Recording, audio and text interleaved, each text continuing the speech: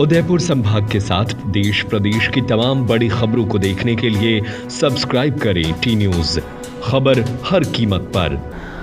प्रदेश के कृषि मंत्री डॉक्टर किरोड़ीलाल मीणा के बीते माह औचक निरीक्षण के बाद अब कृषि विभाग एक्शन मोड में आ गया है।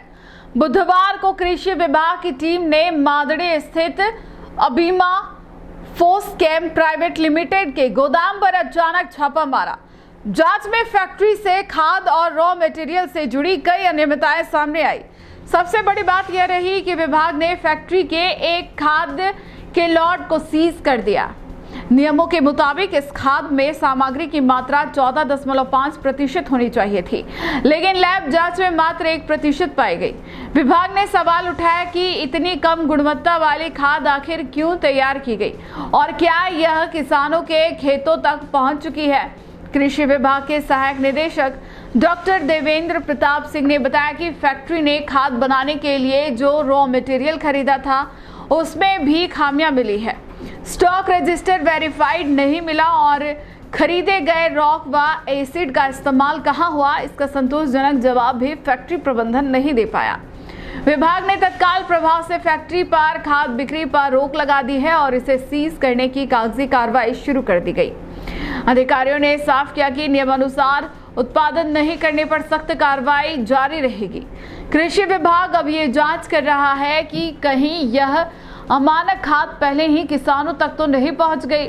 मामले में आगे और खुलासे होने की संभावना है।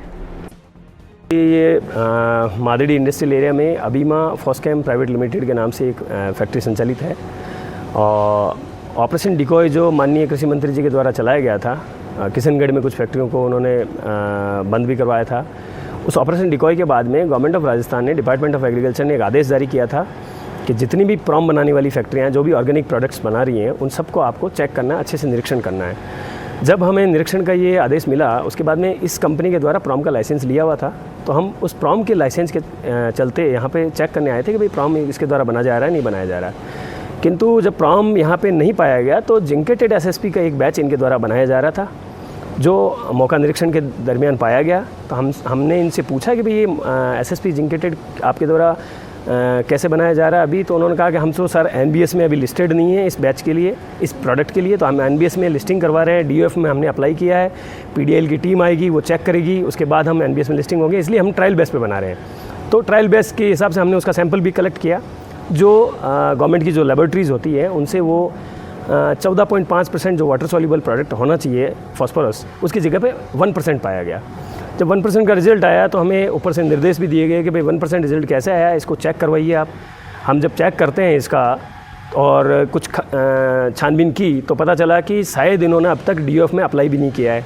अब डीओएफ में अप्लाई नहीं किया तो फिर ये किस बेस पे ट्रायल चला रहे थे।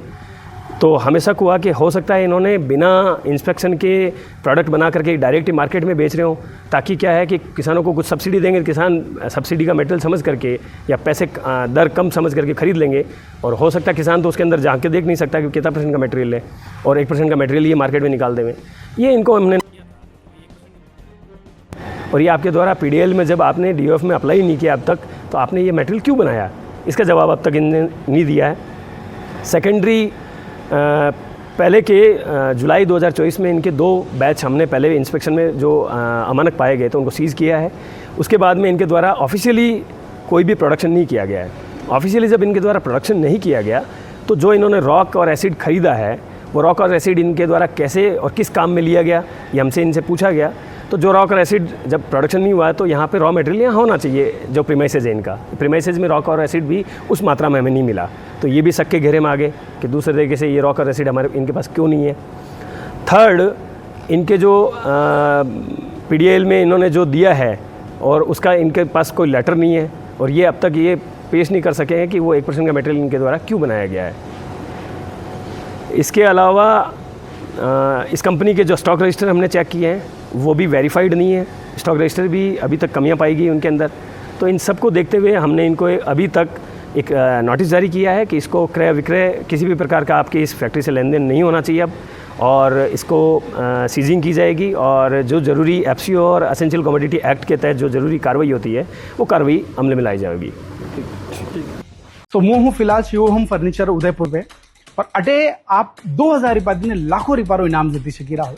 अटे एक लकी ड्रॉ चाली रो है जटे आप हर महीने 2000 रुपया जमा कराओला और आप स्कूटी एक तोड़ो होनो लाख रुपया बाइक अशी तरह रो इनाम जीतवा रो मौको मिली सकी रो है। 15 महीना होती आप 2-2000 रुपया जमा करावजो, कहीं खली जा तो बहुत बढ़िया, और अगर नहीं खली रो है तो आप यो बेड और यो सोफो सेम क्वालिटी आप अटाइन देखिन दई सकी रहो, यो आप मलेला।